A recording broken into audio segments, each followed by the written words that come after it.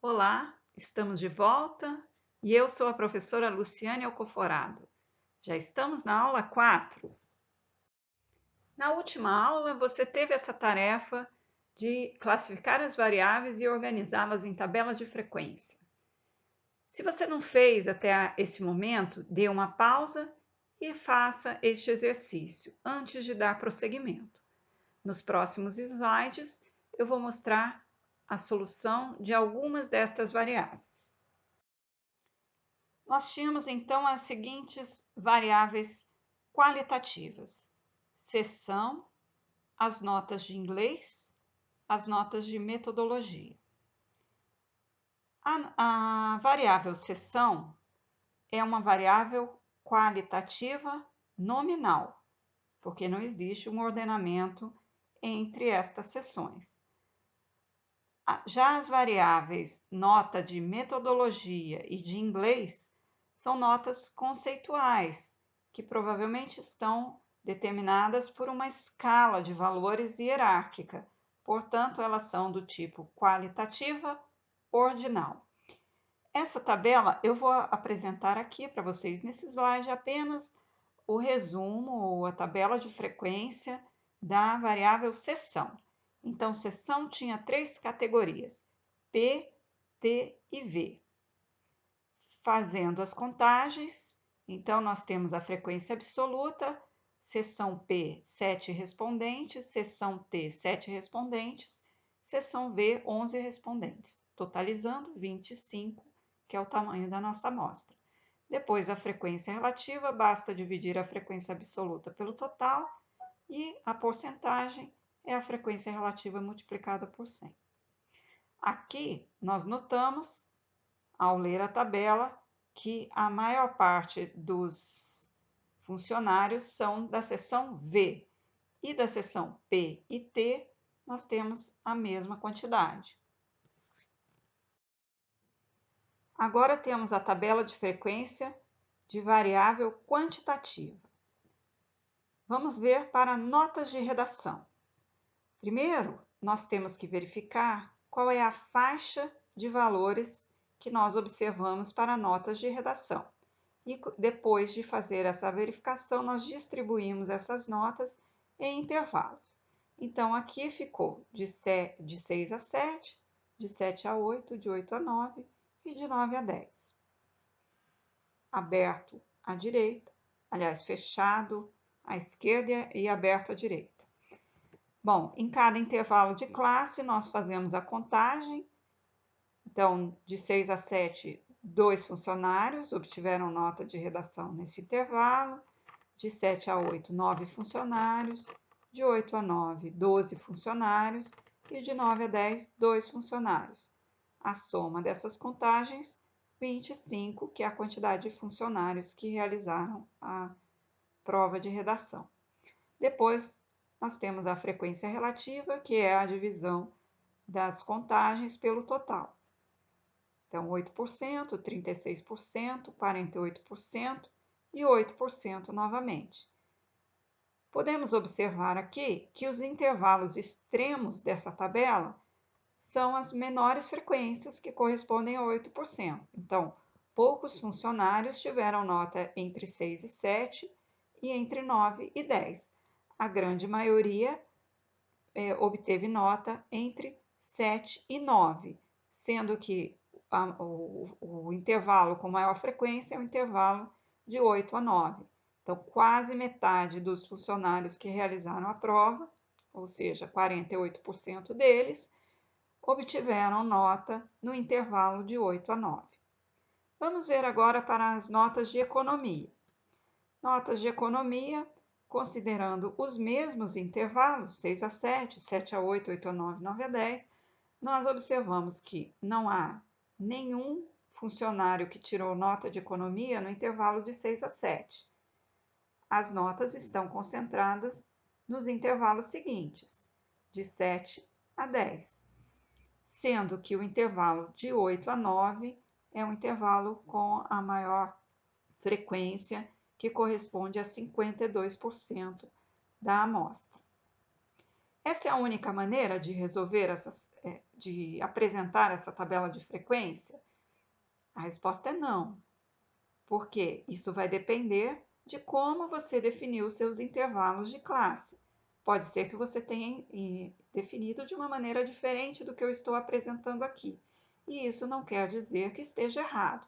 A ideia é que nós apresentemos poucos intervalos, porque nós estamos resumindo, e que nós, ao somarmos, não fique nenhum valor de fora. Então, quando a gente soma 25, significa que todos os funcionários ou todos os elementos da minha amostra foram contemplados aqui na minha contagem, e nós temos então uma visão de como se distribuiu as notas por estes funcionários.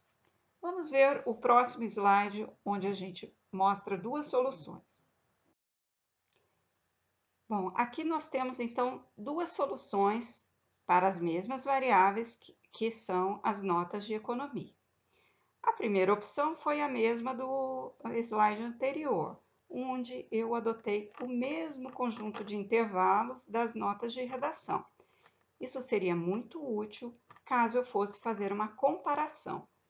Então, eu teria os mesmos intervalos e observaria como se comportou a distribuição dos 25 funcionários por esses intervalos de classe, tanto de notas de redação como de economia.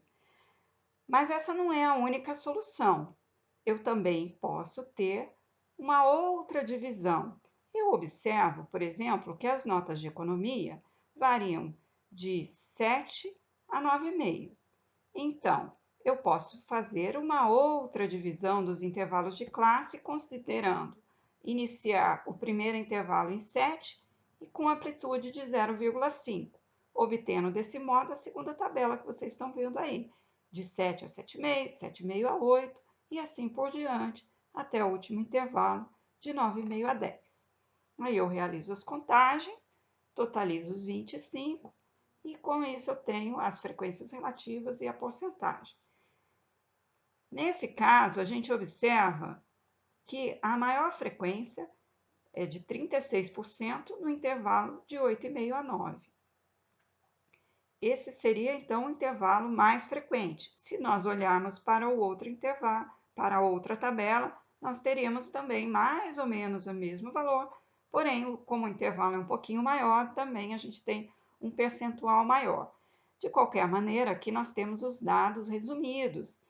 É importante que você observe que quando nós fazemos esse resumo dos dados, há uma perda de informação. Eu não sei exatamente a nota de cada um. O que eu estou preocupada aqui ao analisar essas tabelas é como se comporta de uma maneira geral esses 25 funcionários. Eu não estou interessada em olhar os indivíduos. A estatística traz isso nos seus princípios. Ela sempre olha o comportamento da massa e não do indivíduo. É por isso, então, que a gente resume. Uma outra observação que eu gostaria de fazer é que, ao mudarmos da tabela primeira que vocês estão vendo para a segunda, com mais intervalos, nós eliminamos aquele intervalo onde não tinha nenhuma observação. Por quê? Porque era um primeiro intervalo, isso significa que eu poderia contar as notas um pouquinho mais à frente, eliminar aquele intervalo de 6 a 7. No entanto, ao refazer essa distribuição dos intervalos, poderia acontecer, por exemplo, não é o caso aqui, mas poderia, que o intervalo de 8 a 8,5 poderia não ter ninguém, poderia ser zero. Bom, neste caso, eu não teria motivos para realizar uma mudança, já que aquele intervalo ele está no meio da tabela e eu não posso eliminar. Uma vez que eu começo o intervalo, ele vai em sequência até o final, né? Contemplando, fazendo o cobrimento de todos os valores possíveis e observados na amostra com relação àquela variável. Bom, o que importa aqui é que fique claro a vocês que a maneira como a gente vai distribuir esses intervalos não segue uma regra rígida. O que nós temos aqui que usar é o bom senso. sempre tendo essa visão de que eu preciso ter uma certa quantidade de intervalos que não seja nem muito e nem pouco, de tal maneira que eu tenha uma ideia de como se distribui essa variável entre os elementos da amostra. Chegamos ao fim dessa aula e nesta aula fizemos a correção da atividade da aula anterior, onde nós classificamos variáveis e aprendemos posteriormente a organizá-las em tabelas de frequência. Finalmente, vocês tiveram como atividade organizar tabelas de frequência como exercício final desta aula. Consulte o Google Classroom para verificar outras atividades previstas pela professora.